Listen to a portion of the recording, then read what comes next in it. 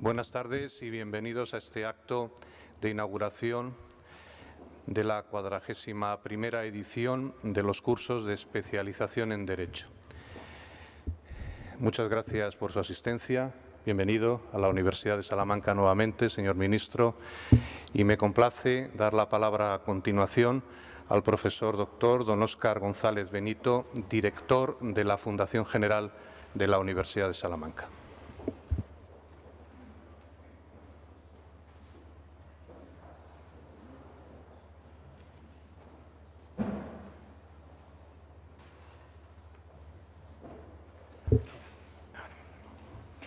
Bien, muchas gracias, vicerrector. Excelentísimo señor ministro de Trabajo de la República de Paraguay, decano de la Facultad de Derecho, director o coordinador general de los cursos de especialización en Derecho, autoridades, profesores y alumnos asistentes a esta 41ª edición de los cursos de especialización en Derecho. En primer lugar, en nombre de la Fundación General de la Universidad de Salamanca, quiero transmitirles nuestra más calurosa bienvenida.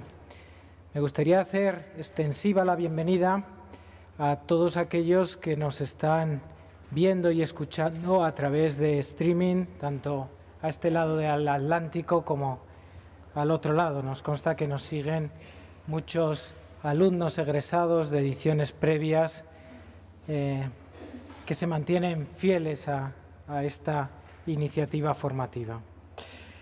Decirles que nuestros cursos pretenden servir de plataforma para el aprendizaje, para la actualización de conocimientos, para la reflexión en torno a distintas temáticas en el ámbito del derecho y también para el intercambio de experiencias, de opiniones y de distintos puntos de vista.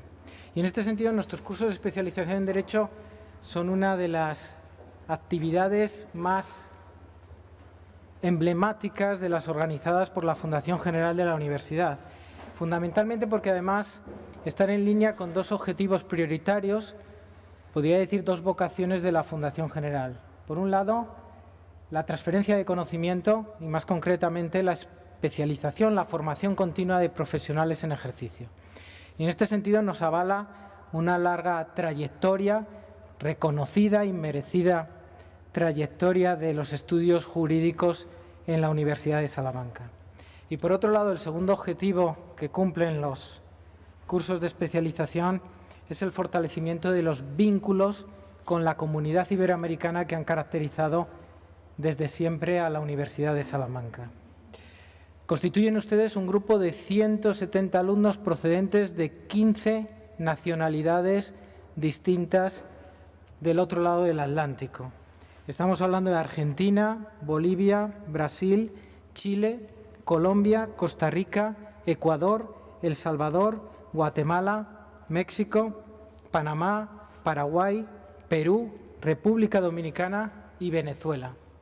170 alumnos que se unen a la gran familia de egresados de los cursos de especialización en Derecho que ya ciframos por encima de los 10.000.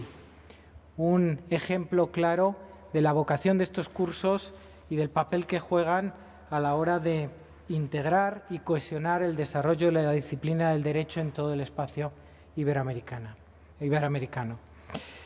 A lo largo de los próximos días vamos a desarrollar en paralelo 5 cursos enmarcados en 5 áreas clásicas dentro del derecho: derecho civil, derecho penal, derecho constitucional, derecho administrativo y financiero.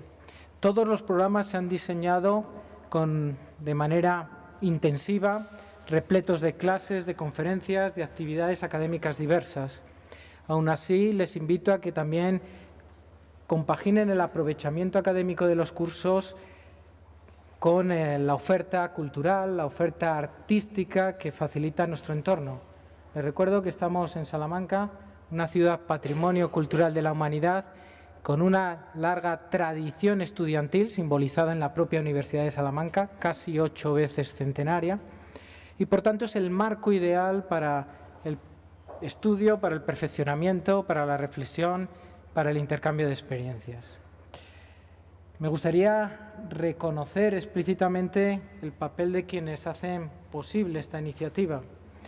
Por un lado, los responsables académicos de los cursos, representados en esta mesa por el coordinador general de los cursos, también por el decano de la Facultad de Derecho y representados también por los directores de cada uno de los cursos. Ellos hacen un gran esfuerzo por confeccionar los mejores programas, por reclutar a los mejores ponentes.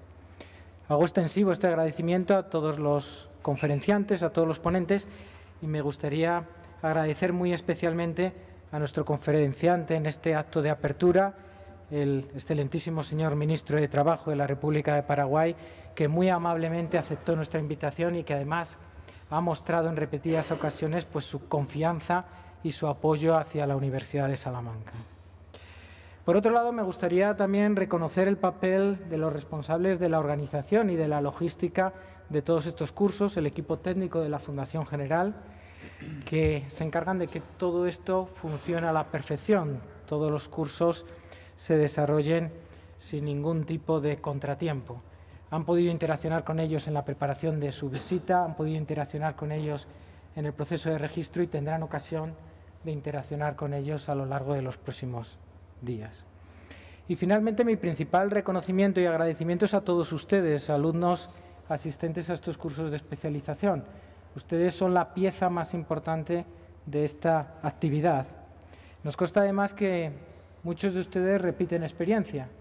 Esto es la principal evidencia de su satisfacción y nos llena de orgullo porque demuestra que de alguna manera cumplimos el objetivo pretendido. En este sentido, concluyo deseándoles una muy feliz estancia entre nosotros, un máximo aprovechamiento académico de los cursos y les transmito el ofrecimiento de la Fundación General, el mío y el de todo su equipo, para recibir cualquier tipo de propuesta, de sugerencia, de comentario que nos permita seguir en este proceso de mejora continua y, por qué no, también explorar otras posibles vías de colaboración. Estamos a su entera disposición. Muchísimas gracias.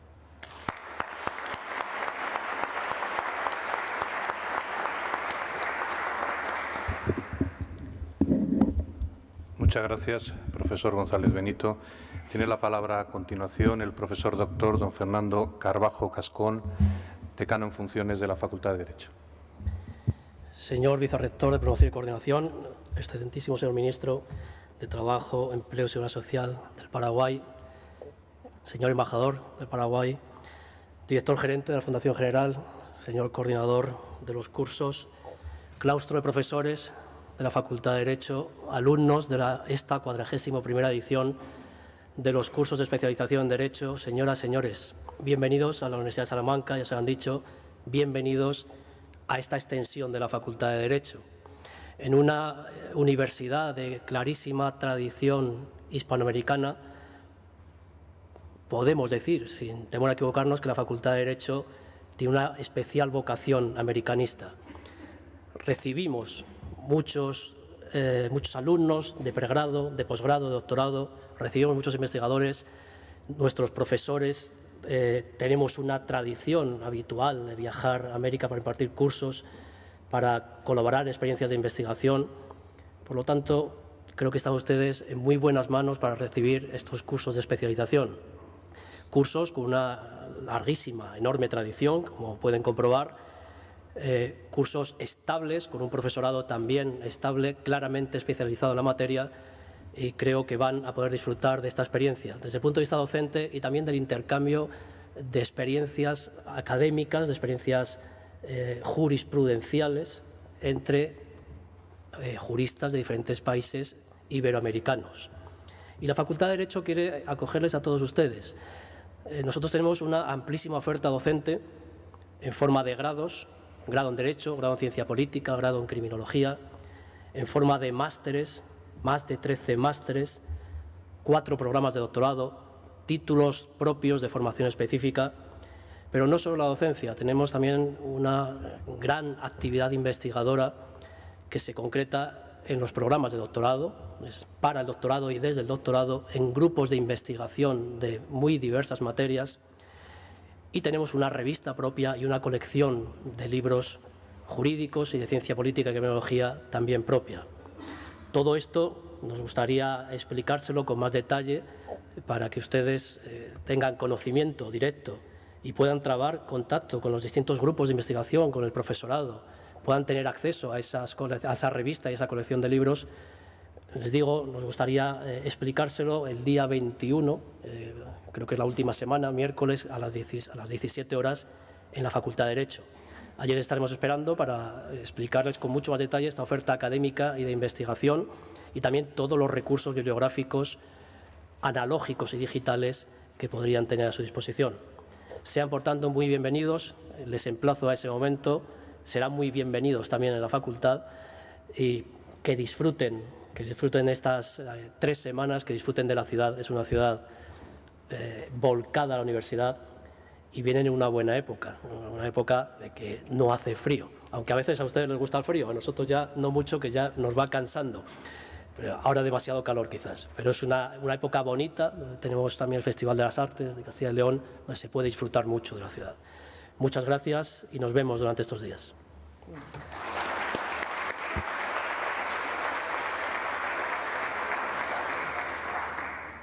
Muchas gracias, señor decano.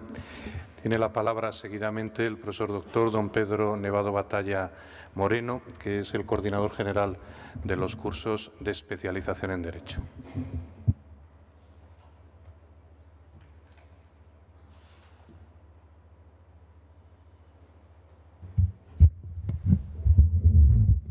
Buenas tardes, excelentísimo señor vicerrector, excelentísimo señor ministro de Trabajo del Paraguay, ilustrísimo señor director gerente de la Fundación General, ilustrísimo señor decano de la Facultad de Derecho, miembros del cuerpo diplomático, profesores, amigos todos, compañeros. Bien, para mí también, por supuesto, me uno a la satisfacción, a la alegría, a la bienvenida por tenerles a todos ustedes. Yo la verdad es que, en fin, en mi vida académica he tenido algunos cargos, pero sin duda alguna quizás uno de los que más me está colmando de satisfacción, de alegría y sin duda alguna de un grandísimo orgullo es el ser coordinador de estos cursos, precisamente por lo que representan, y por lo que representan eso es también una de las mayores responsabilidades que he tenido, habida cuenta de poder mantener el nivel, el prestigio de estas más de 40 ediciones que han tenido los cursos de especialización a lo largo de su historia. Poco les puedo añadir a lo mucho ya que se ha dicho en esta mesa en relación a su visita, a los cursos, a Salamanca. Solo, y escuchaba ahora hace poquito una canción del maestro Calamaro, ¿verdad? Pues aquí hay argentinos, en fin, de su país. Bueno, pues que ustedes van a dejar algo aquí, en estas piedras, pero nosotros también vamos a recibir, en definitiva, todos nos vamos a ver beneficiados por su presencia, por la contribución, por las reflexiones y sin duda alguna, hoy la Universidad de Salamanca es lo que es gracias a su presencia y gracias, en definitiva, a la confianza que han depositado en nosotros. Esperamos, por supuesto, pues seguir respondiendo a sus expectativas y que pues también el día de mañana quienes han repetido vuelvan a hacerlo y quienes por primera vez conocen los cursos pues vuelvan otra vez a estar con nosotros en futuras ediciones. Me corresponde el altísimo honor de presentar al conferenciante de hoy en este solemne acto de inauguración, que no es otro, como ya se ha anticipado, que don Guillermo Sosa Flores, ministro de Trabajo de la República del Paraguay. La verdad que no les voy a abrumar con su amplísimo currículum, que os puede parecer una frase hecha, una frase de cortesía académica, decir o hablar, hacer referencia al amplísimo currículum del conferenciante, pero es que en este caso es cierto, es así. Pero permítame, señor ministro, que yo se lo resuma, aunque haga ahora algunas referencias concretas, algunas indicaciones concretas, en algo que me ha llamado poderosamente la atención, que es enteramente, salvando unas pequeñas pinceladas en el ámbito privado, pero es una vida dedicada al sector público, al bien común, al interés general, a los demás, a la equidad social, a la justicia, lo cual ciertamente pues encaja también con esa vocación que tiene que tener cualquier bien nacido, cualquier persona que se dedica al mundo del derecho.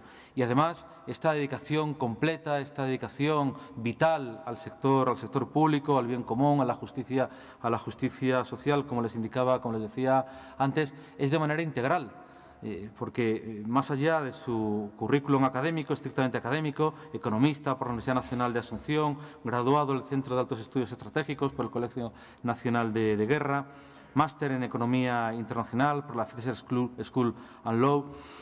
Ha pertenecido al Ejecutivo, ha estado en la carrera diplomática, ha estado en organismos internacionales y ha estado también en la academia, ha estado en la universidad. Por tanto, ministro, usted se tiene que sentir aquí también como en su casa, como docente, que eso sin duda alguna marca carácter para cualquier profesional.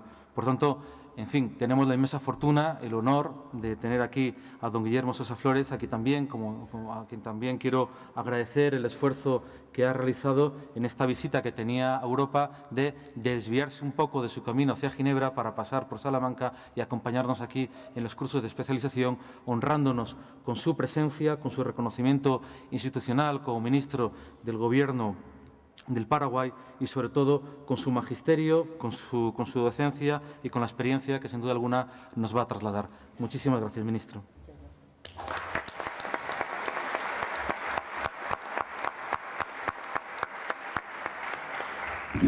Muchas gracias, profesor Nevado Batalla. Y me complace enormemente dar la palabra al excelentísimo señor ministro de Trabajo, Empleo y Seguridad Social de la República del Paraguay, don Guillermo Sosa Flores.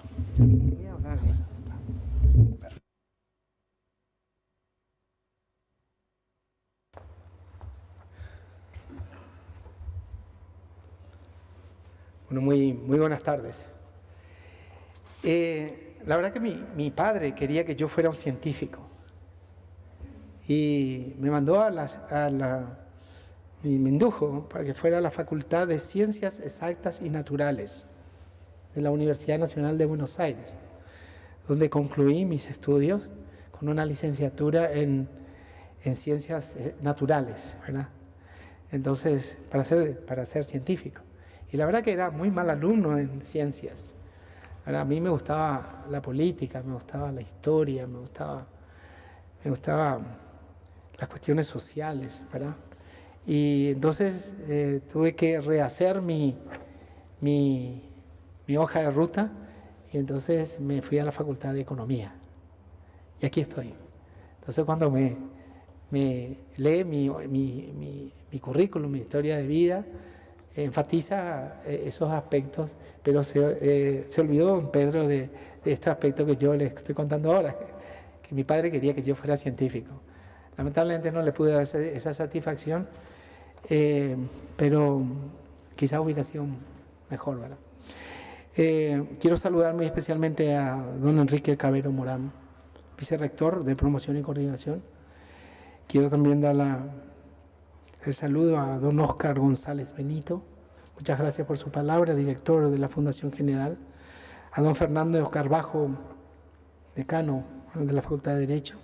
Y a nuestro querido coordinador, don Pedro Nevado Batalla Moreno, ¿verdad? Un saludo, muchas gracias por sentirnos aquí. Quiero también saludar muy especialmente a nuestro querido embajador de Paraguay en España, don Antonio Rivas. Gracias por su presencia, señor embajador. Y también a mi querida amiga, doña Gina Riaño, que es la directora general de una institución, un organismo muy importante que tiene su sede en Madrid, que es la Organización Iberoamericana de Seguridad Social, que también nos prestigia con su presencia. Un saludo a todos los miembros del claustro de profesores y a los alumnos. El título de mi conferencia es de formalización de la economía y diálogo social como políticas activas de promoción, de protección social y generación de empleo. El caso de Paraguay, ¿verdad? Yo lo que quiero es compartir una serie de experiencias con respecto a lo que nosotros venimos haciendo en Paraguay y que de alguna manera puede servir como modelos de buenas prácticas o quizás, por sobre todo, de malas prácticas que no hay que seguir y que de alguna manera pueda ser una contribución al conocimiento de ustedes, alumnos de estos cursos que vienen a recibir aquí en esta universidad tan prestigiosa.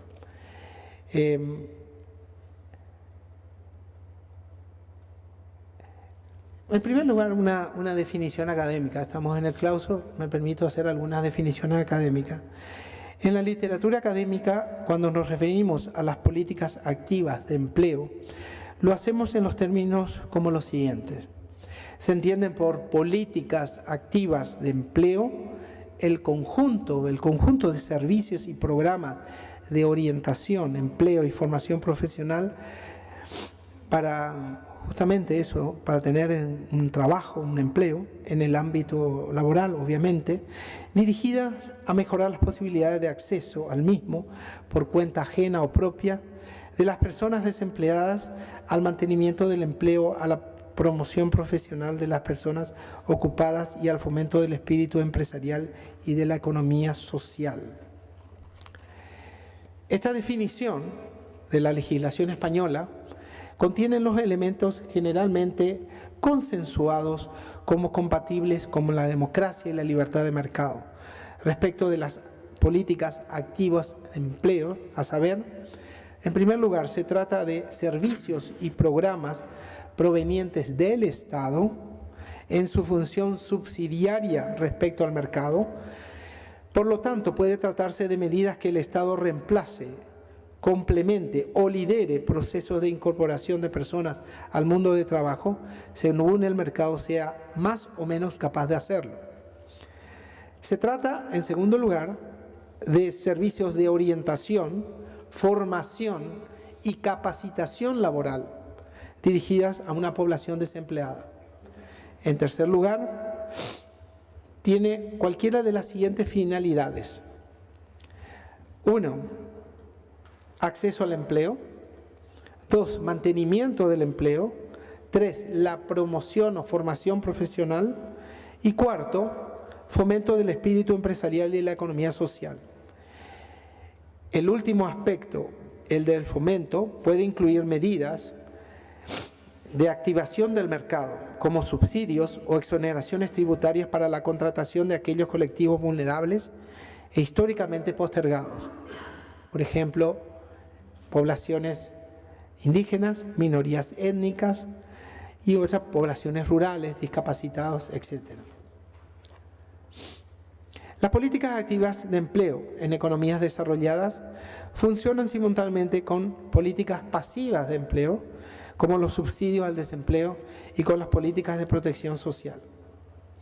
Históricamente, las políticas activas de empleo también cumplieron con un rol subsidiario respecto de los rezagos del estado de bienestar, mientras éste funcionó con eficacia. Es decir, las políticas activas de empleo cubrían aquellos aspectos en que el mercado garantizaba los empleos necesarios para la amplia mayoría de la población, de modo que las políticas activas se utilizaban para aquellos que por razones ajenas a su voluntad querrían trabajar pero no podían hacerlo. Con el tiempo, las políticas activas de empleo se fueron convirtiendo en elementos dinamizadores de la economía, no solo de las desarrolladas, sino de todas las economías en las que se desea el incremento del crecimiento, el mejoramiento del desarrollo, la ampliación de las oportunidades de empleo para la población. Nuestro propósito no es discutir la literatura larga, trabajosa y rigurosamente acumulada, ni con el conocimiento ya consensuado sobre las oportunidades que brindan las políticas activas de empleo. Deseamos, sí, proponerles a ustedes una reflexión amplia y profunda y complementaria de los hallazgos de la economía respecto a las experiencias de mi país. País mediterráneo de Sudamérica, a lo largo de cuya historia ha conocido 2 guerras internacionales con costos demográficos, económicos, sociales, políticos y culturales evidentemente desastrosos, así como largas dictaduras y periodos de anarquía, y al que hoy se refieren con titulares periodísticos como, por ejemplo, que dicen que Paraguay lidera el clima de los negocios de la región, o el nuevo nombre de la China de Sudamérica. En efecto, el golpe de Estado de 1989, que finalizó con la larga dictadura de Alfredo Stroessner, abrió una enorme cantidad de interrogantes en el Paraguay. Primero, ¿cómo hacer sostenible la democracia en un país que nunca había existido o había tenido democracia? cómo promover el bienestar de una economía con alta dependencia del Estado, cómo estimular el mercado y la libre iniciativa en un país con una estructura empresarial marcadamente clientelar respecto del Estado, cómo formalizar la economía en un país altamente dependiente de la informalidad e incluso de la ilegalidad económica. ¿Cómo calificar a su mano de obra para una economía diversificada, en una economía básicamente agropecuaria? ¿Cómo estructurar una economía lo suficientemente sólida como para crecer aprovechando las ventajas o neutralizando las posibles crisis de las dos grandes economías vecinas a nuestro país, Argentina y Brasil? Estas son solo algunas de las innumerables preguntas que el Paraguay se hizo y que se viene haciendo desde 1989, en la búsqueda de un papel protagónico en la región y en el mundo. Permítame compartir con ustedes la respuesta generada desde el Gobierno Nacional con la presidencia de su actual presidente, don Horacio Cartes, y qué papel desempeña en dicha respuesta el Ministerio de Trabajo, Empleo y Seguridad Social, el más nuevo ministerio del Paraguay y cuya titularidad ocupo.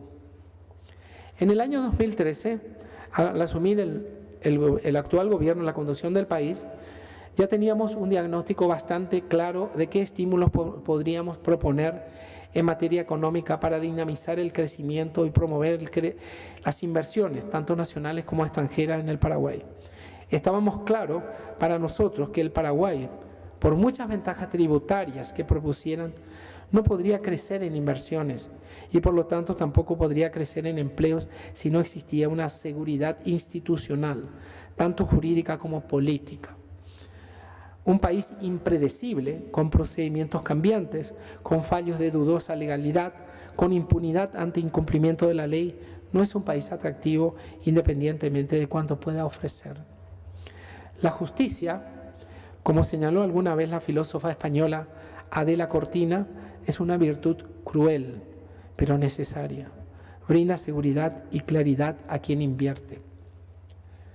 En consecuencia, el gobierno decidió no incrementar los impuestos, sanear los costos de bienes fundamentales de nuestra economía como combustible y cemento, simplificar los trámites registrales para las empresas y capitalizar otros aspectos que el Paraguay viene teniendo desde décadas atrás, como el bajo costo de la energía eléctrica.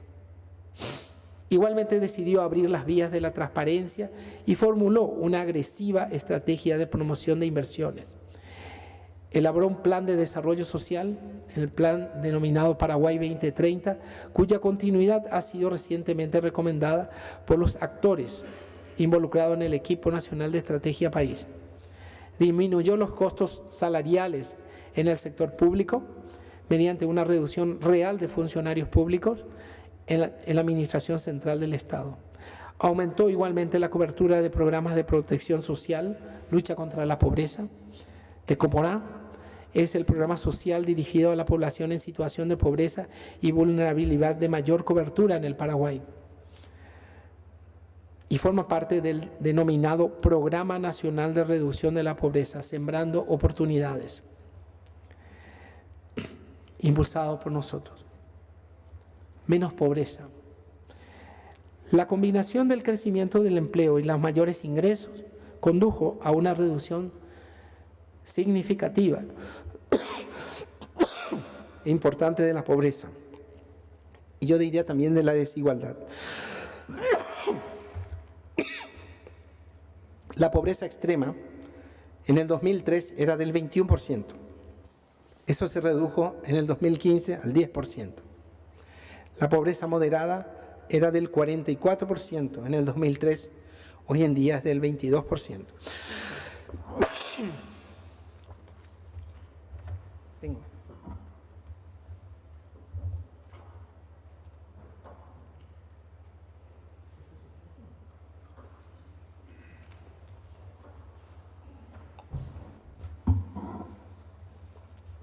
El gobierno nacional, parece que voy atrasado con las...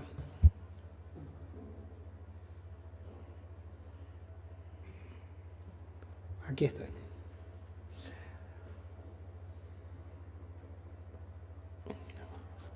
El Gobierno Nacional desarrolla actualmente una política de expansión de viviendas sociales. El trabajo dignifica a la persona.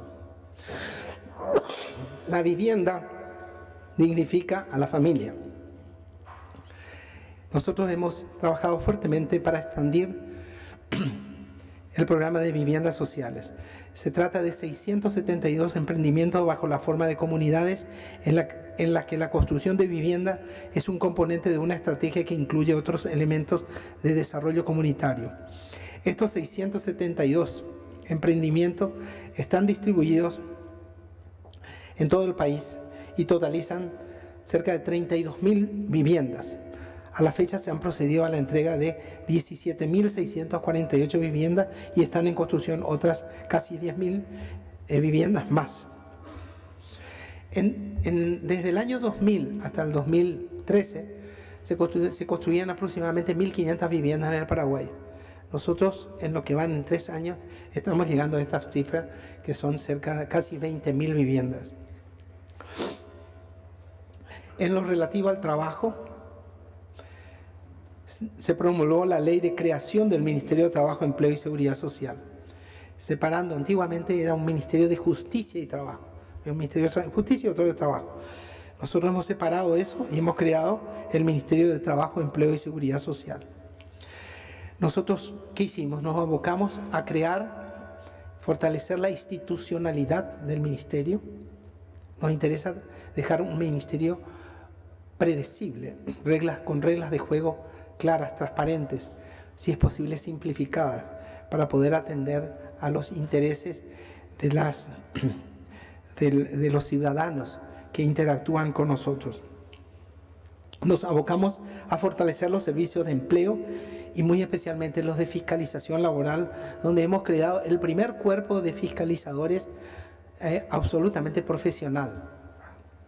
Y con una respuesta democrática a los conflictos que de luego son inherentes a la relación capital-trabajo, desarrollamos mecanismos e invertimos en lo que significa el diálogo social. Antes de hablar de los resultados de estas medidas, gracias, muy amable. Antes de hablar de los resultados de estas medidas, quisiera destacar que el proceso no ha sido sencillo.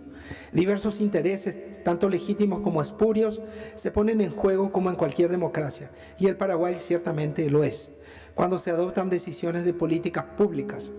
Así, cuando el gobierno decidió reducir los costos, disminuyendo la planilla de personal del sector público, se opusieron las fuerzas de la vieja política, la de la prebenda y la de la clientela. La decisión de no incrementar impuestos apunta a facilitar la recuperación de los sectores de agronegocio, que si bien crecen su aportación al fisco por otras vías, se vio debilitada por la caída internacional de los precios de nuestros principales productos commodities de exportación. Para seguir recaudando los mismos, ha aumentado la producción, aumento que no se ha potenciado debido a la caída de los precios de los mismos. Otro aspecto que hace difícil la transformación y que tiene que ver con el entorno internacional son las crisis experimentadas en nuestros dos grandes países, Argentina y Brasil. Con Brasil, el país mantiene un activo comercio, es nuestro principal destino de exportaciones y por lo tanto resiente también de las crisis que experimenta el gigante sudamericano. Se dice que cuando Brasil estornuda, nosotros nos engripamos, ¿verdad? Y nosotros hemos, por primera vez en la historia, roto el lazo de dependencia económica con Brasil y con Argentina. Y a pesar de que estos países, lamentamos mucho, nosotros no estamos contentos por eso, mientras que ellos están con economías en recesión, nosotros estamos con una economía en expansión. Este dato, que como indicamos históricamente ha sido decisivo en la economía paraguaya, el actual gobierno ha diversificado el destino de la producción exportadora y hemos buscado nuevos mercados para no depender de antiguos socios que en este caso están teniendo problemas. También están quienes se oponen a la política de transparencia. Nosotros hemos lanzado un programa de todo lo público es público. Todas las acciones del gobierno están publicadas en el Internet. O O sea, si ustedes quieren ver mi sueldo, mi salario, o cuánto yo he cobrado de viáticos por venir a la Universidad de Salamanca, ustedes pueden tener acceso en la web y pueden tener esa información. Todo lo público en Paraguay es público y tenemos un programa de transparencia de todas nuestras actividades gubernamentales de forma absolutamente diáfana. Y a pesar de eso, hay gente que se opone a esa política de transparencia, donde nosotros hemos transparentado el acceso al sector público a través de concursos de méritos y aptitudes, a las licitaciones de las obras públicas, ¿verdad? Y quienes también se oponen a facilidades otorgadas por nuestros regímenes de estímulo a la inversión, la ley de inversiones, la ley de zona franca y la ley de maquila. Y si bien en todas las políticas, entiéndanse, en todas las políticas y estrategias económicas y sociales del gobierno aparece la cuestión del empleo en el centro de la misma con la debida protección social, ya que no se ha flexibilizado el código laboral, también se ha opuesto también algunas voces dentro del mismo sindicalismo que han sido opuestos a estas políticas. El gobierno ha adoptado la política de no apegarse de la letra de las leyes. No ha cedido a reclamos injustificados, provengan estos de sectores más o menos poderosos o de los propios sindicatos. A esta aplicación de la ley de manera imparcial, irrestricta y rigurosa, previa campaña educativa y posterior fiscalización es lo que denominamos formalización, reglas claras, sencillas y de aplicación obligatoria para estimular la economía y el empleo. Los resultados son auspiciosos. En la última década y media, Paraguay no solo ha experimentado un crecimiento económico robusto y ha mejorado los resultados del empleo en todos los sectores, sino también mostró una marcada mejoría en la calidad del empleo y en la creación de muchos empleos dignos.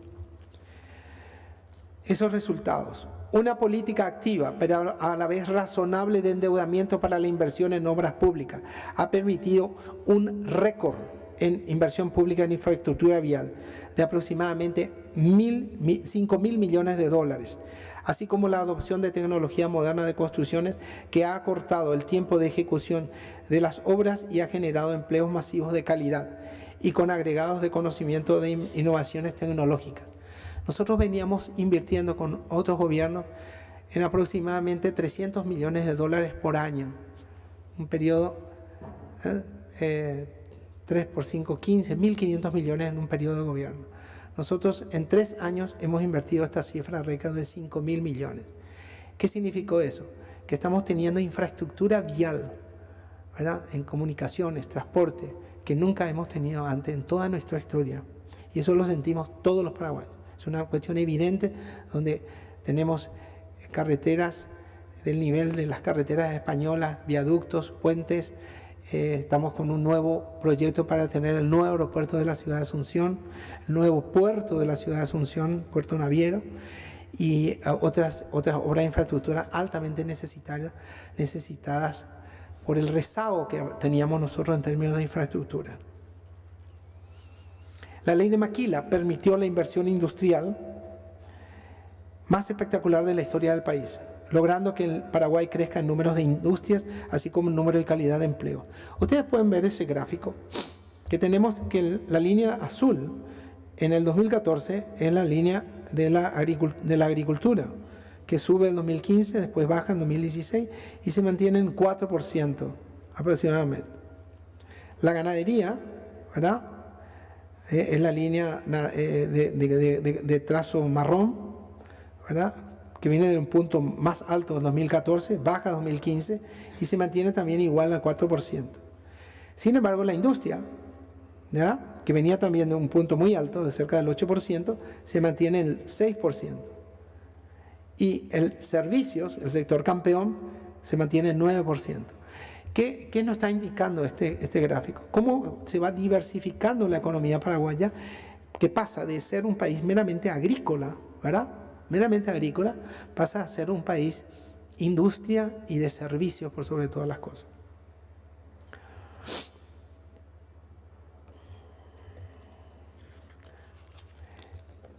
Hablemos de capacitación.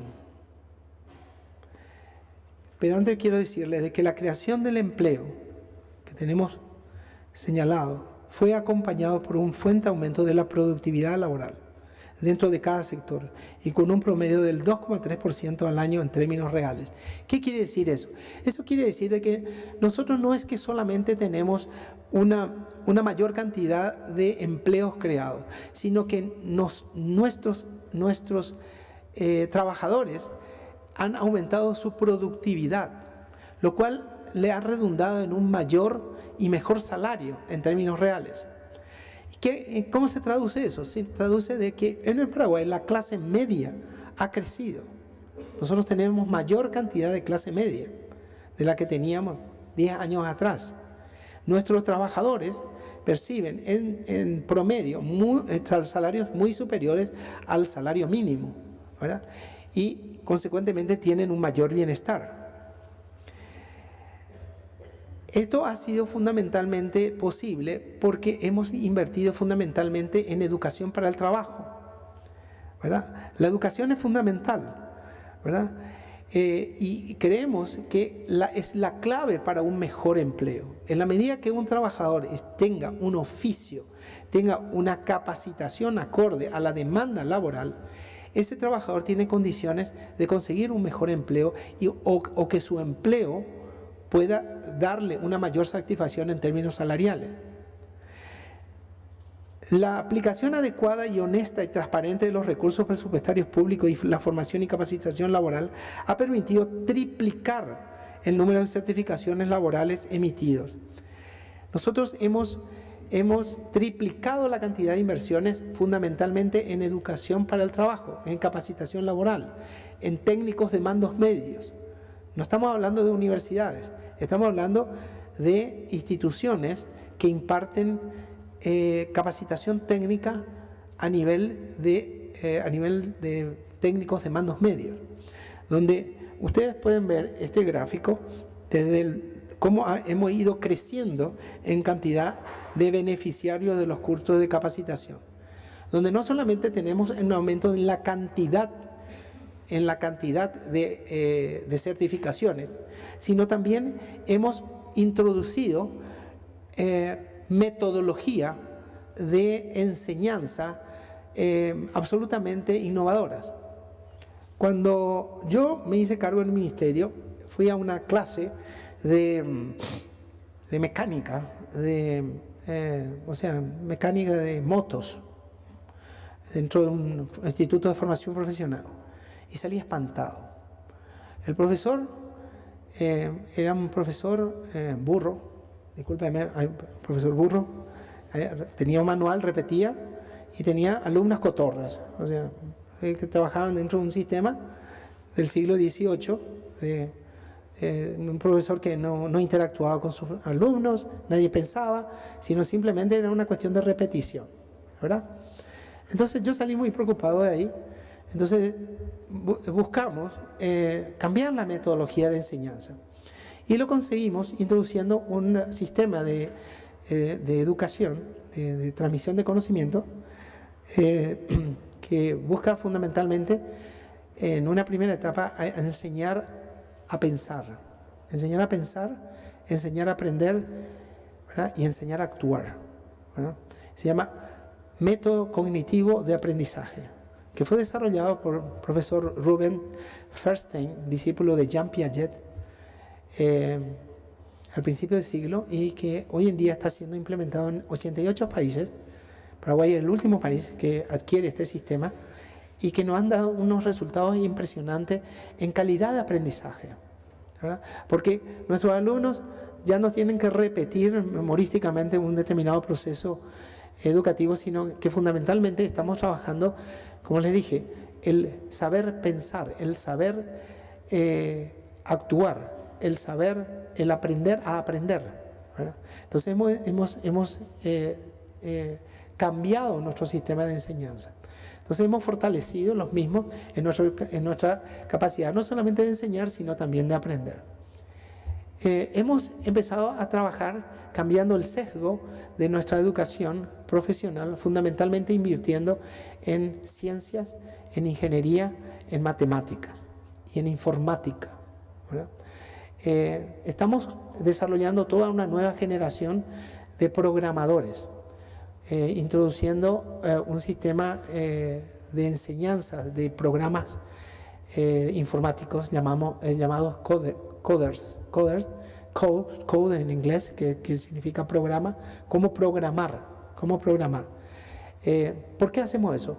Porque hemos visto que los empleos del futuro, no son necesariamente los empleos tradicionales. O sea, el empleo y la empleabilidad tiene un dinamismo muy grande. Recuerden ustedes las personas que trabajaban en mecanografía, ¿no? Una máquina de escribir mecánica. Bueno, eso ya no existe más. Nadie vive más de la mecanografía. Y si existe, debe ser casi una pieza de museo, ¿verdad?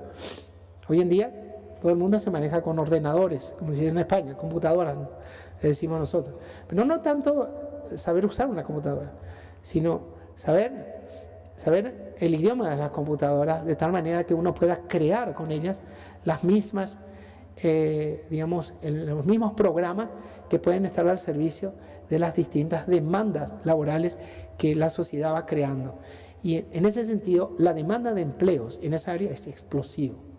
O sea, cuando a mí me dicen un abogado, lo digo en este ambiente de abogados, ¿verdad? Quiere conseguir un empleo, me es mucho más difícil conseguirle un empleo a un abogado que a un programador que tiene una especialidad en programas Java, que es la relación con el empleo es inmediata. Por tanto, nosotros hemos invertido en esos aspectos. Queremos fundamentalmente una generación que pueda tener empleabilidad. Y esa empleabilidad lo construimos en base a la capacitación laboral, a la educación para el trabajo en los empleos del futuro. Tenemos carreras como mecatrónica, robótica, toda la informática, y en otras, digamos, más tradicionales, pero de gran demanda, como son el diseño de ropa, o la gastronomía, la producción de alimentos. Paraguay es un país que tiene condiciones, en este momento está dándole de comer a 70 millones de personas. Y nosotros solamente somos 6.800.000 personas. O sea, 6.800.000 personas, pero nuestra capacidad productiva actual es para 70 millones de personas. Esos son los aspectos que nosotros consideramos fundamentales para poder potenciar nuestro desarrollo. ¿Qué ha pasado? Fíjense que acá están las fotos de nuestros alumnos en las clases de robótica, ¿verdad? En las clases de robótica, donde fundamentalmente acá también quiero hacer un hincapié. Nosotros estamos muy preocupados por el desempleo juvenil femenino, ¿verdad? O sea, la preocupación a la mujer, ¿verdad? Entonces, este tipo de carreras son particularmente adaptables a las condiciones de la mujer que tiene para movilidad, para poder llegar a sus puestos de trabajo y pueden trabajar incluso desde su casa, ¿verdad?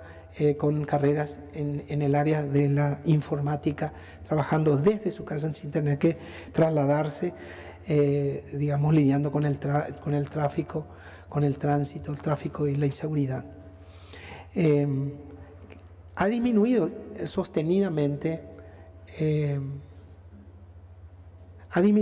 sostenidamente la informalidad laboral, sin que haya aumentado el desempleo.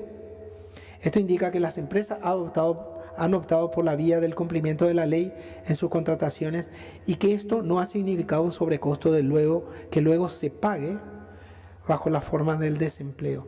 Fíjense este gráfico, desde el 2010 que teníamos casi 70%, hemos ido acercándonos al 60%. Yo diría, no tenemos todavía los datos 2015, 2016, yo diría que estamos aproximadamente en el 55% hoy en día. El fuerte incremento en el número de puestos formales contribuyó al aumento de la productividad laboral, lo que yo lo decía anteriormente. La creación de empleos formales fue de hecho el doble que la creación de los empleos en el área informal. Acá es un cuadro que muestra la cantidad de personas, cómo ha ido creciendo la cantidad de personas que se han incorporado al sistema de seguridad social. Entiéndase como seguridad social el derecho que tiene todo trabajador de tener un seguro de salud y poder aportar a una caja para poder tener el derecho a jubilarse una vez concluida su vida laboral. Cómo ha ido creciendo. Un aspecto a destacar respecto de la formalización tiene que ver también con la promulgación y aplicación de las leyes de maternidad y lactancia materna. El Ministerio considera prioritaria la situación laboral de mujeres jefas de hogar, así como de las mujeres embarazadas, fortaleciendo su capacidad de reaccionar ante denuncias de violación de sus derechos.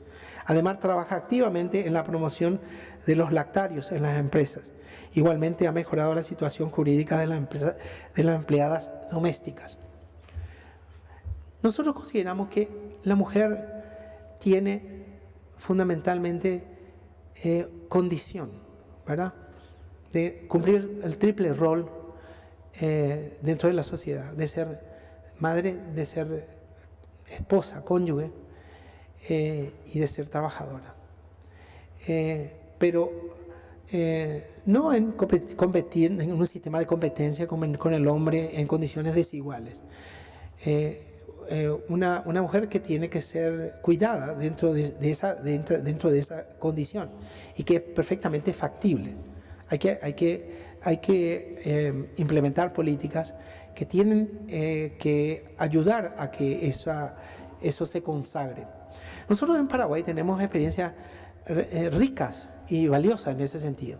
Tenemos fábricas que solamente contratan mujeres y con la condición de ser madres solteras. O sea, solamente contratan mujeres entre 19 y 23 años, todas jóvenes y todas madres solteras. Yo les digo, ¿cómo hacen? Muy simple. En la fábrica y tienen 2.000 personas, 2.000 chicas trabajan ahí. Tienen una guardería, obviamente, tienen una guardería. Y la madre trabajadora llega con su niño y deja la guardería y está ahí. Y si el chico tiene un problema, le llaman y puede acudir a la guardería porque su chico está ahí, ¿verdad? Y también tienen un área de lactario y tienen un puesto de salud, ¿verdad? Y los resultados son asombrosos. Tienen la más alta tasa de productividad de la empresa. Esta es una empresa japonesa que tiene sedes algo así como en 45 lugares del mundo entero, ¿verdad? Y la productividad de las trabajadoras paraguayas por esta condición es la más alta del mundo. El nivel de ausencia laboral es casi cero, ¿verdad?, porque las mujeres no faltan a su trabajo y tienen un entorno favorable. O sea, tienen toda una serie de sinergias que le da la empresa donde le ayudan y realmente no tienen mayores preocupaciones, ¿verdad? No llegamos al nivel de Google, donde han establecido un sistema en el cual las condiciones laborales, o sea, darle al trabajador todas las condiciones para que el trabajador no quiera irse a su casa, ¿verdad? Entonces, ¿por qué uno tiene que ir a su casa? Bueno, tengo que cambiarme de ropa y tengo que lavar mi ropa. Bueno, en Google hay una lavandería. Bueno, tengo un niño. Bueno, en Google hay una guardería, ¿verdad? Me tengo que ir a comer, ¿no? Google tiene 3 restaurantes gourmet, 5 con estrellas Michelin, ¿verdad? Entonces uno no quiere. O sea, llegó al tal punto en Google que los familiares de los trabajadores de Google vinieron y dijeron, queremos recuperar a nuestros cónyuges porque ya no lo vemos más. Se hallan tanto, están tan contentos en la empresa que ya no quieren volver a la casa. O sea, yo no quiero llegar a ese caso, indudablemente, pero les cuento el caso de esta empresa en el cual ha dado un ejemplo y que hoy en día se va repitiendo, porque había otra empresa, incluso en otro sector, que tiene el mismo modelo de darle trabajo a las mujeres de estas condiciones.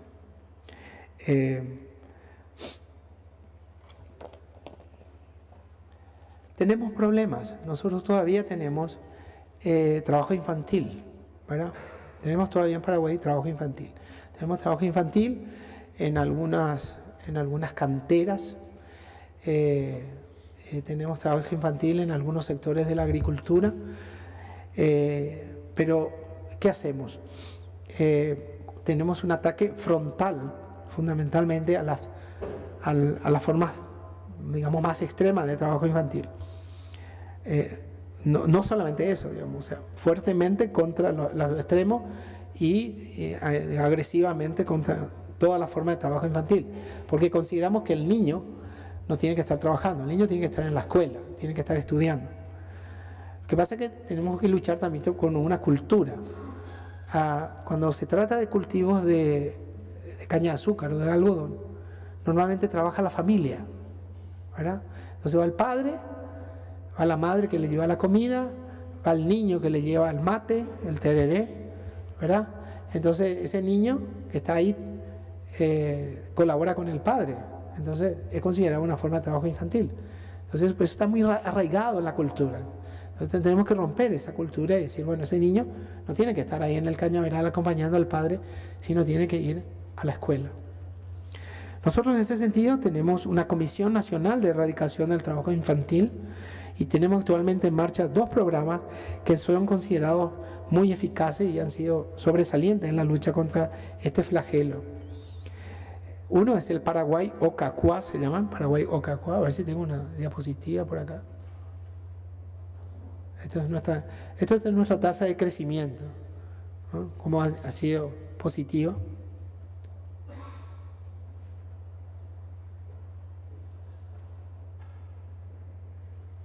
Bueno, el Paraguay Ocacua, que significa Paraguay crece en guaraní, Ocacua, la palabra se usa para indicar el crecimiento, pero de un niño o una niña correctamente cuidado por su familia y ejecutado con el apoyo del Departamento de Estado de los Estados Unidos. Y el proyecto SAPEA, que significa abrir los ojos, ¿verdad? Con el apoyo de Plan Internacional que apoya a niños, niñas, adolescentes, formándolos en capacidades y empleabilidad y emprendibilidad. A ello se suma el programa Abrazos del gobierno, que es un programa de transferencias monetarias con corresponsabilidad orientado a la erradicación del trabajo de la niñez, pero en áreas urbanas y en la calle. En ese sentido, nosotros hemos recibido manifestaciones del trabajo que hemos realizado avances significativos en la lucha al trabajo infantil. No es un flagelo que hemos terminado, al contrario, nos falta mucho todavía por hacer. Y estamos incluso coordinando a nivel internacional. En diciembre de ese año se va a hacer el Congreso Mundial de Lucha contra el Trabajo Infantil en Buenos Aires, donde nosotros vamos a participar activamente. El crecimiento económico en Paraguay tiende a oscilar entre 3,5 y el 4% del Producto Interno Bruto, ¿verdad? Siendo que uno de los pocos países de la región con un crecimiento que se mantiene. Acá ustedes pueden ver un crecimiento, un cuadro que va desde el 2011 hasta el 2015 de la mayoría de los países, y sobresalen 2 países, o 3 países yo diría que sobresalen. Uno es Panamá, que tiene una tasa de crecimiento en este periodo del 40%. Paraguay, que es el número 2, con una tasa del 30%. Perú con una tasa del 25-26%, ¿verdad? Entonces, nosotros venimos sosteniendo ese crecimiento. Y el desafío nuestro es a volcar este crecimiento económico a lo social, para que este crecimiento se traduzca en una cascada, en un efecto cascada hacia lo social, a un mejoramiento de nuestra población, de nuestros ciudadanos, en un mejor nivel de vida, en un mejor estado de bienestar. Esta es la inflación. La inflación en Paraguay, que yo considero que es el peor flagelo que puede tener el trabajador, donde se ve erosionados sus ingresos, sus salarios, ¿verdad? Se ha mantenido en el orden del 3%, 3,9%, que ha venido bajando desde el 2010. ¿Verdad? El ahorro de recursos públicos ha permitido crear el programa de formación de recursos humanos más ambicioso de la historia del Paraguay. Nosotros tenemos actualmente un concepto de que nosotros queremos colocar nuestros jóvenes para que estudien en las mejores universidades del mundo. Entonces tenemos un programa en el cual los jóvenes paraguayos que quieren hacer sus maestrías en las 50 mejores universidades del mundo, el gobierno paraguayo le da 100% de beca. Entonces nosotros, el joven paraguayo quiere estudiar, su única limitación es ser admitido en la universidad dentro de esas 50 mejores. Si consigue la admisión, nosotros le damos el dinero, ¿verdad? Entonces, eso no solamente tenemos ese programa, sino también invertir en nuestros maestros de escuela. Nosotros estamos mandando nuestros maestros a estudiar a Francia, a España. Aquí van a venir a la Universidad de Salamanca maestros, y también en otros países como Brasil, Colombia, donde estamos invirtiendo, porque creemos que el gran cambio para que podamos volcar eso macro a lo micro es a través de la educación, ¿verdad? Además de haberse tomado medidas de cumplimiento de la ley, el Ministerio ha impulsado activamente la implementación de procedimientos que no son leyes, sino normas administrativas para estimular la formación mediante la disminución de los costos de los mismos. Nosotros creemos que para formalizar se necesitan 3 cuestiones. Se necesita en primer lugar educación. Uno tiene que saber qué es la informalidad y si eso es bueno o es malo, ¿verdad? En segundo lugar, tiene que la formalización, el proceso, no tiene que ser un sistema burocrático, engorroso, difícil. Tiene que ser un sistema fácil. Tiene que ser un sistema en el cual uno pueda tener una facilidad para ser formal, ¿verdad? Y en tercer lugar, saber que si yo incurro en una informalidad, ¿verdad?, yo puedo ser castigado, ¿verdad? Entonces me preguntaba un colega justamente qué se entiende por formalidad, y de lo laboral para nosotros ser formal significa que reciba por lo menos el sueldo mínimo, significa que tenga seguridad social, significa que se le pague aguinaldo, significa que si trabaja horas extra o más de 8 horas pueda tener un pago por esas horas extras, ¿verdad? Entonces esos son los aspectos de formalidad que nosotros cubrimos, ¿verdad? Y que creemos que fundamentalmente es muy bueno que esto pueda ser formal, pueda tener formalidad. Yo les quiero contar un caso, a ver si está acá, cómo ha ido descendiendo.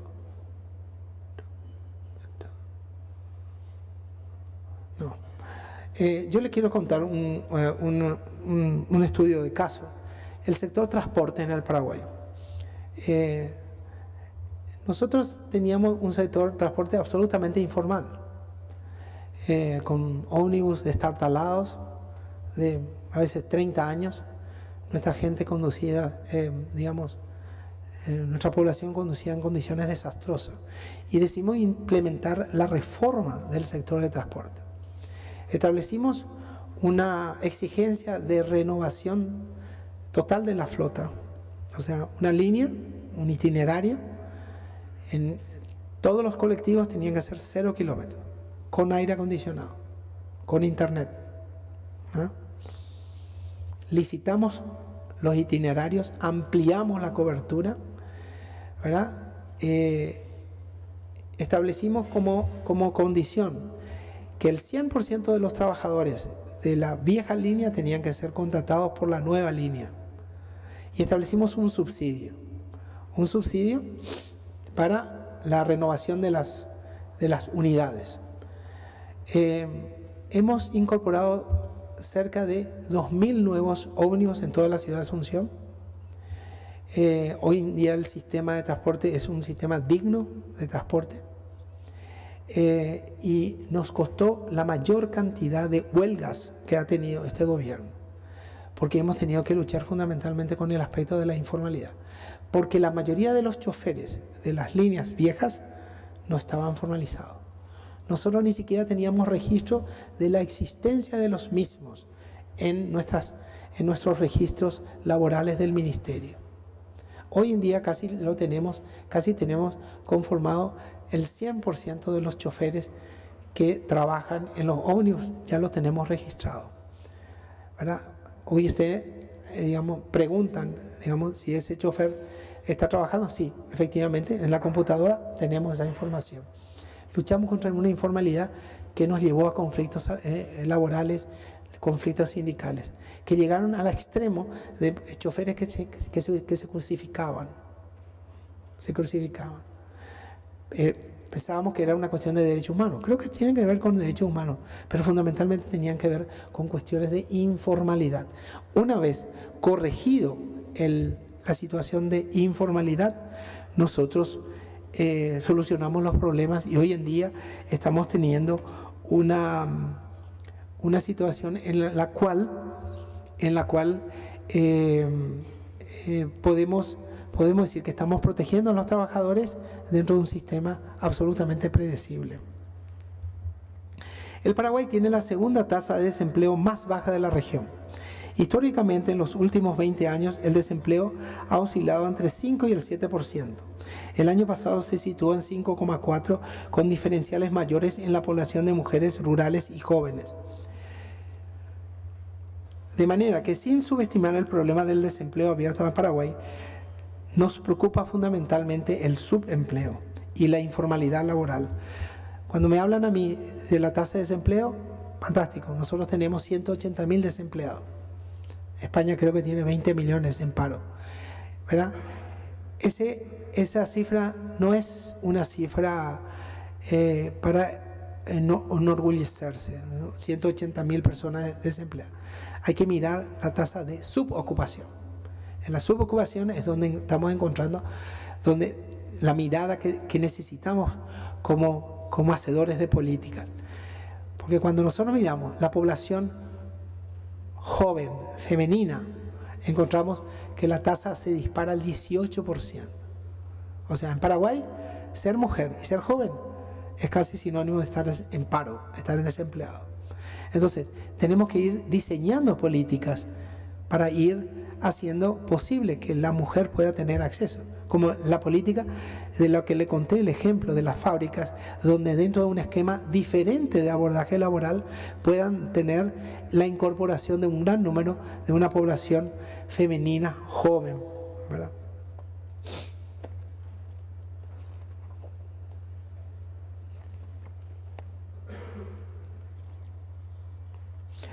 Voy a ir finalizando hablándole de otro tema importante que tiene que ver con el diálogo social. Esta formalización de los trabajadores del sector transporte. Ómnibus nuevos. Los colegas paraguayos que son partícipes de esta conferencia me pueden testificar cómo han cambiado el ser hoy en día ser pasajero de transporte público en el Paraguay. La generación de empleo, el tema del diálogo social. Nosotros no tenemos un índice de conflictos laborales muy bajo en el Paraguay. Y la gente me pregunta ¿por qué? Y porque desde el primer momento el gobierno ha propiciado el diálogo social. El diálogo social no es un conversatorio. El diálogo social es una metodología en búsqueda de un consenso dentro del disenso para poder lograr resultados y avanzar a satisfacción de las partes. El diálogo social en el Paraguay tiene una metodología, tiene que tener una línea de base de entendimiento, tiene que haber una coincidencia entre las partes en el objetivo, el resultado que se quiere llegar. Tiene que haber una agenda de temas, de puntos que tienen que ir siguiendo para llegar a un resultado. Y aunque ustedes no crean, tiene que haber un consenso de cómo lidiar con la prensa. Juega un papel muy importante en el tema de la prensa. Y a nosotros nos dio resultado. Nosotros tenemos como 13 mesas de diálogo social al que se suma lo que denominamos mesas tripartitas de mediación laboral y también mecanismos individuales de mediación laboral. O sea, 3 elementos que se suman y que ha hecho que hemos bajado el conflicto laboral y hemos logrado que casi en un 60 o 70% de las de las denuncias que han tenido el Ministerio, nosotros, a través de ser amables componedores, bueno, podemos evitar que se lleguen a juicios o a trámites judiciales largos, engorrosos y perjudiciales para el trabajador. Y hemos solucionado problemas que parecen ser que eran imposibles, y donde simplemente hemos puesto la buena actitud, el saber escuchar, el tener la paciencia de lidiar con la problemática, y nos ha dado resultados. El diálogo social está consagrado en el Paraguay, y tenemos mesa de diálogo social en el sector de transporte, en el sector de las viviendas, en el sector de la educación, en el sector de la salud, en el sector de las libertades sindicales, ¿verdad? En los sectores de salario mínimo, salario mínimo. Entonces, es un mecanismo que hemos implementado y que tiene que ver mucho con el saber escuchar y con el saber hacer que las partes puedan ir avanzando en buscar resultados, ¿verdad? Esta es una huelga en la cual a las 4 de la mañana hemos firmado el acuerdo de entendimiento, ¿verdad?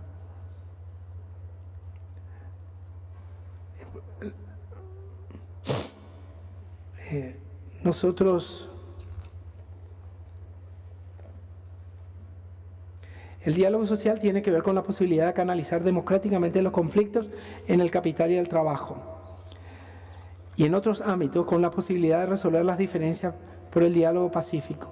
Hemos dicho alguna vez que nuestra sociedad no se puede dar el lujo de incrementar sus niveles de conflictividad, que la responsabilidad fundamental por la democracia de calidad es de los líderes, que deben dialogar hasta encontrar soluciones a los problemas graves que tenemos casi en todas las sociedades.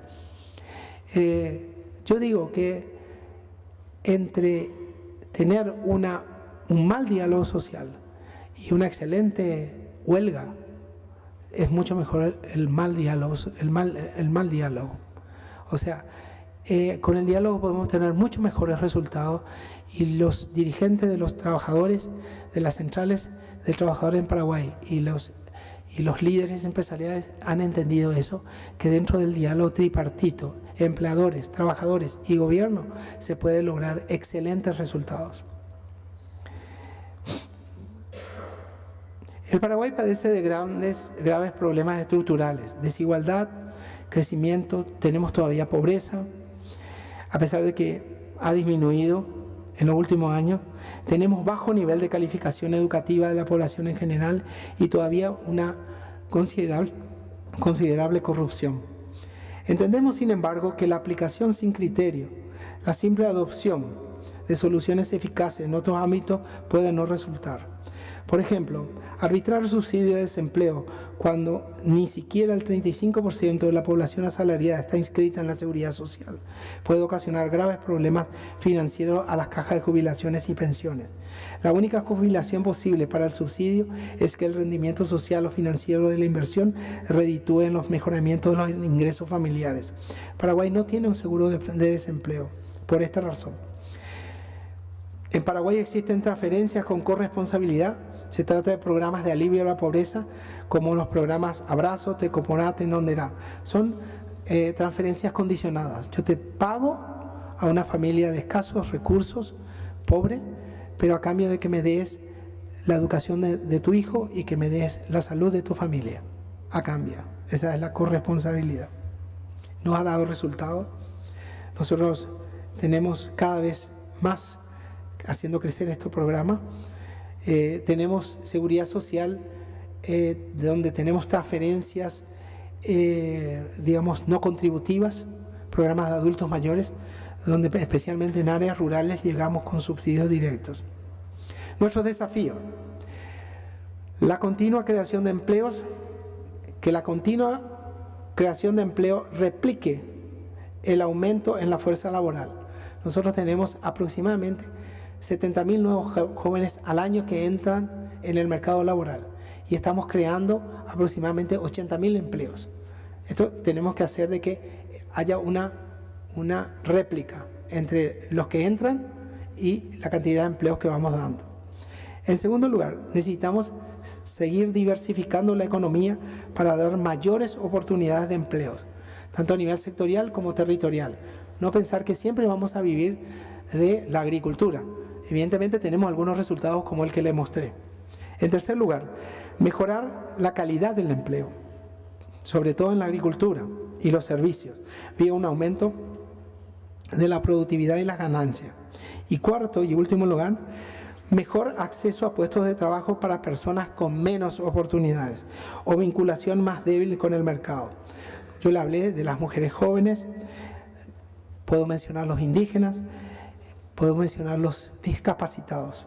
Hay que trabajar estos colectivos y tratando fundamentalmente de darles la oportunidad que se merecen, trabajando caso por caso. No es lo mismo trabajar un colectivo que el otro. Tienen distintas, dimensiones, tienen distintos perfiles. Quisiera finalizar como habíamos iniciado. En el Paraguay, una economía emergente, la formación activa, es decir, normas claras, sencillas, de cumplimiento obligatorio para abrir o regularizar negocios, sumando al cumplimiento de las leyes laborales y de protección y previsión social. Crean empleos dignos en gran número. Es decir, la formalización es condición necesaria para el crecimiento económico y para la redistribución de los ingresos en sociedades en crecimiento y como la nuestra.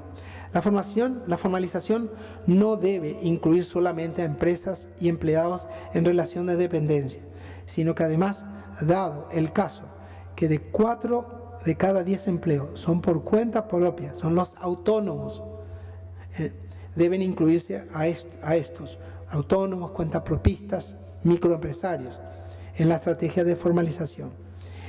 Si se me permite, quisiera citar las palabras de mi querido amigo y colega ministro de Trabajo y Previsión Social de México, don Alfonso Navarrete, que dice: el proceso de formalización en puestos de trabajo da el doble de crecimiento económico.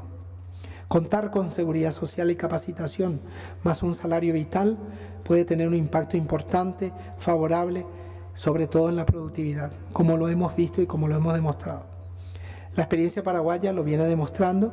Quizás sea el momento de evaluar no solo el papel de las políticas activas, sino también en las macro políticas de formalización. Con esto y un video que creo que tenemos aquí para compartir con ustedes, quiero terminar mi alocución.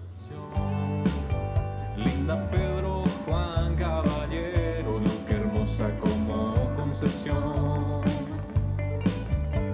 Guaraña, poemas y mitos, es tierra de Mangoré.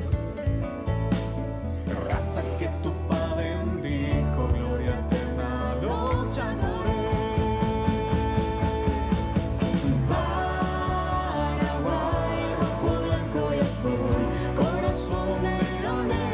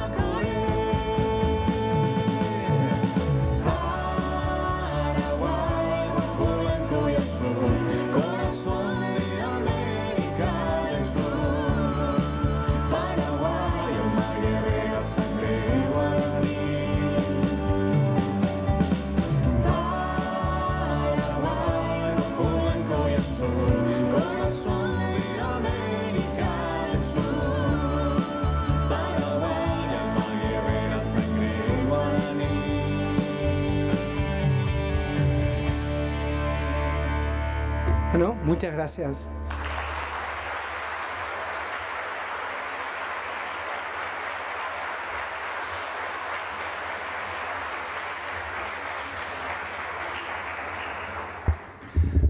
Muchas gracias, señor ministro, señor decano en funciones de la Facultad de Derecho, señor director de la Fundación General, señor coordinador general de estos cursos de especialización en Derecho, señor embajador de la República del Paraguay, señor subdelegado del Gobierno de España en Salamanca, señora directora general de la Organización Iberoamericana de la Seguridad Social, señor cónsul honorario de la República del Perú en Castilla y León, señor subdirector de la Fundación General, profesoras, profesores de la Facultad de Derecho, participantes en estas jornadas, personal de la Fundación General de la universidad que tanto trabaja porque estos cursos sean un éxito. Permítanme unas muy breves palabras antes de proceder a la inauguración oficial de esta 41ª edición de los cursos de especialización en Derecho de la Universidad de Salamanca. En primer lugar, para reiterar el agradecimiento al excelentísimo señor ministro de Trabajo, Empleo y Seguridad Social de la República del Paraguay. Darle el agradecimiento por su excelente e interesante conferencia, muy completa, sobre los asuntos que también preocupan muy especialmente en España y en otros estados de la Comunidad Iberoamericana, las políticas activas de empleo, las políticas pasivas, la protección social, en definitiva, en los casos de desempleo, y su cita expresa, además, de nuestro texto refundido de la Ley de Empleo de 2015, una ley española que, para aquellos que les interesen estos asuntos, les recomiendo porque es una ley que además tiene una singularidad y es que realmente es un manual de conceptos para que vean qué entendemos en España y en la Unión Europea sobre estos asuntos, que coincidimos en buena medida con las políticas que nos ha explicado magistralmente el señor ministro de Trabajo, Empleo y Seguridad Social de la República del Paraguay. Quería agradecerle también a él que sea tan buen amigo de la Universidad de Salamanca. Hemos tenido la suerte de recibirle en varias ocasiones, siempre con proyectos muy interesantes, con la firma de convenios, con la presencia de egresados paraguayos en nuestras aulas, que nos llena de honor que así sea, y le pido que además transmita un saludo al excelentísimo señor presidente de la República del Paraguay, de nuestra universidad, con todo nuestro cariño y admiración. Quería simplemente recordarles algunos datos que me parece que son de interés en relación con estos cursos. El primero de ellos es el lugar donde se celebran. Este edificio, la Hospedería de Fonseca, un edificio muy singular, emblemático para nuestra universidad, que ha tenido usos muy diversos desde su construcción. El último y más continuado en el tiempo es el de Facultad de Medicina, y ahora como centro cultural, como centro de posgrado, como sede de la Fundación General, como sede del Instituto de Iberoamérica de la Universidad de Salamanca. Es un espacio que nos cabe el honor recordar en este momento, señor director, que fue la sede de la cumbre de jefes de Estado y de Gobierno de la Comunidad Iberoamericana de Naciones en 2005, algo que nos llena de honor, que la Universidad de Salamanca fuera elegida para albergar aquella magna reunión donde se adoptaron acuerdos muy importantes, algunos de ellos vinculados al convenio multilateral en materia de seguridad social. Como bien recuerda otra gran amiga de nuestra universidad, que es la directora general de la Organización Iberoamericana de la Seguridad Social, que ha estado presente también muy recientemente en la conmemoración del aniversario del Instituto de Iberoamérica. Gracias. Es además nuestra universidad, una universidad que está a punto de cumplir 800 años, su octavo centenario.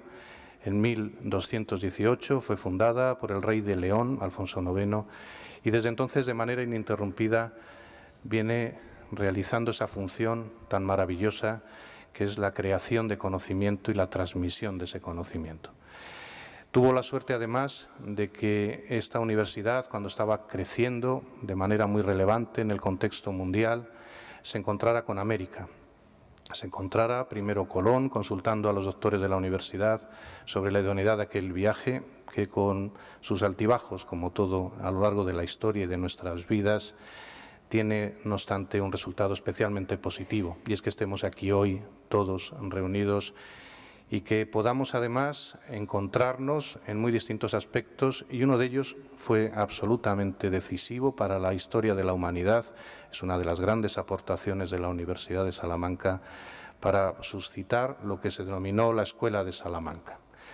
La Escuela de Salamanca, formada en el siglo XVI por grandes juristas, filósofos, teólogos de nuestra institución, pudo reflexionar, gracias a ese encuentro con América, que acabaría siendo sede de las primeras universidades relevantes a través de Salamanca fuera del continente europeo, en 1551, las universidades de México, de Lima.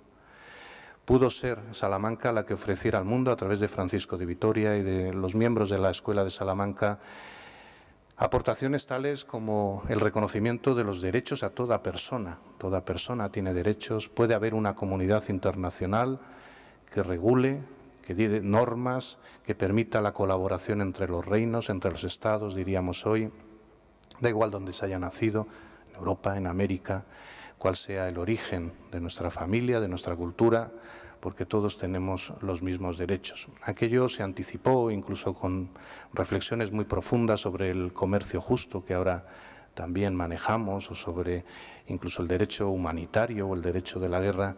Aquello surgió en nuestras aulas, en nuestras calles de Salamanca, con el alma puesta en América. Y siempre ha estado ahí, y siempre sigue estando, y ustedes nos lo recuerdan. Tiene un alma iberoamericana, la Universidad de Salamanca, que le llena de orgullo y sobre todo le llena de ganas de seguir trabajando conjuntamente en todos los campos del saber, y permítanme que lo diga en este contexto, en el ámbito de los estudios del derecho. Porque el derecho es también otra de las señas de identidad de esta universidad, que ha participado también de manera ininterrumpida en la configuración de ordenamientos jurídicos, por supuesto aplicables en España, pero también en otros estados, para compartir experiencias muy diversas con los juristas iberoamericanos y hacerlo a lo largo de la historia, una historia continuada en el tiempo y que sobre todo se entusiasma por ver el presente y quiere trabajar en el futuro. Precisamente el 8º centenario es un proyecto que recuerda una historia muy importante, pero que sobre todo tiene los ojos puestos en el futuro, porque esta universidad lo que quiere es empezar otros 800 años de actividad, cada vez mejor, cada vez más útil, cada vez más internacional y cada vez más al servicio de los derechos de las personas, que hay que reivindicarlos a diario, que hay que ponerlos de relieve en el ámbito jurídico, en el ámbito político, de la importancia también del estudio de las ciencias, de la ciencia política, en la Facultad de Derecho, en el ámbito de los diversos campos del saber, que como muy bien ha explicado el señor ministro, tienen que ver con todas las políticas activas en favor de la igualdad real y efectiva, sea cual sea la perspectiva desde la que se analice. Es una fortuna, por tanto, que esta universidad, históricamente y en la actualidad, nos haya hecho unirnos, dialogar, enriquecer ya no solo la cultura de nuestros respectivos estados, sino hacer grandes aportaciones a la humanidad en su conjunto. Me van a permitir también que subraye, son las últimas palabras que les voy a decir en este momento, que subraye también un aspecto que ha indicado el señor ministro, que es la importancia del diálogo social.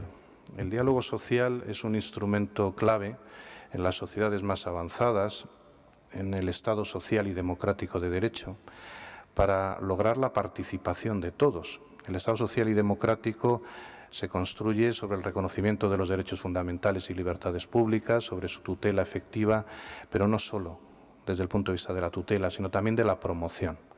Hay un artículo que les recomiendo en la Constitución española de 1978, la vigente, el artículo 9.2, que precisamente encomienda, mandata a los poderes públicos para que remuevan todos los obstáculos que hacen que pueda ser imposible la libertad y la igualdad reales y efectivas del individuo y de los grupos en los que se integra.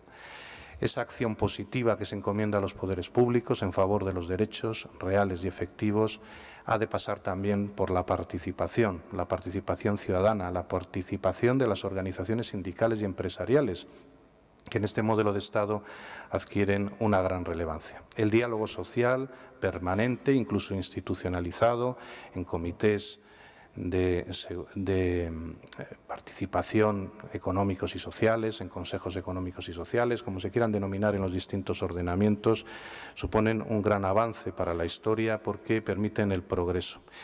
Y el propio ministro, y quiero recordarlo aquí, no solo nos lo ha explicado hoy, no solo se maneja como buen docente con sus estudios de ciencias y también de economía en la Universidad Nacional de Asunción, sino que sabe practicarlo. Él nos hablaba de la transformación del transporte público, por ejemplo, en la República del Paraguay. Pues ahí estaba en la Limpeña, en la línea 49, hablando, interesándose por las reivindicaciones de los choferes, algunos de ellos crucificados, como él decía, otros en huelga de hambre, o firmando el acuerdo tripartito de generación de empleo y capacitación no hace mucho, en el mes de febrero, si no recuerdo mal, con su colega el ministro de Industria. En definitiva, creo que las experiencias que él nos ha contado son experiencias que podemos extender al resto de los estados de la Comunidad Iberoamericana y permítanme, para concluir, que reivindique precisamente esa organización. Me parece que la Comunidad Iberoamericana de Naciones, su Secretaría General, con la que colabora la Organización Iberoamericana de la Seguridad Social, es una gran aportación que no podemos minusvalorar. Es un proyecto que debemos impulsar entre todos los que formamos parte de esa Comunidad Iberoamericana, porque el desarrollo, el futuro en libertad y con ejercicio real de los derechos, el progreso social y económico y, en definitiva, la calidad de vida de las personas depende mucho de la colaboración en nuestros estados, depende mucho también, por supuesto, de la educación, del sistema educativo en general, de la formación para el empleo, de las universidades. Por eso me encanta que la Universidad de Salamanca tenga una relación tan fluida de convenios por la propia universidad, por el buen hacer de la dirección de la Fundación General, que sin duda colabora también intensamente en estos proyectos. Próximamente se va a abrir un centro de la Universidad de Salamanca, otro más en América, en este caso en la República del Panamá, que en un proyecto que ha gestionado la Fundación. Que la Facultad de Derecho siga teniendo, y lo ha dicho el señor decano, también lo ha dicho el coordinador general de los cursos, como objetivo imprescindible seguir atrayendo a nuestra amplia, densa y creo que buena, permítanme que lo diga, oferta de titulaciones de grado y de posgrado, de máster y doctorado a tantos brillantes egresados iberoamericanos. Y permítame también que finalice, como empecé, agradeciendo a todos ustedes la confianza en nuestra universidad, que hayan decidido cruzar nuestro querido Atlántico, ese charco que nos une y que también hace que vibren nuestros corazones a la misma vez, que hayan venido. Está lejos en el planeta, pero no en el corazón, que está muy cerca. Muchas gracias por estar con nosotros y permítame que en nombre del señor rector magnífico de la Universidad de Salamanca declare inaugurada la 41ª edición de los cursos de especialización en Derecho. Muchas gracias.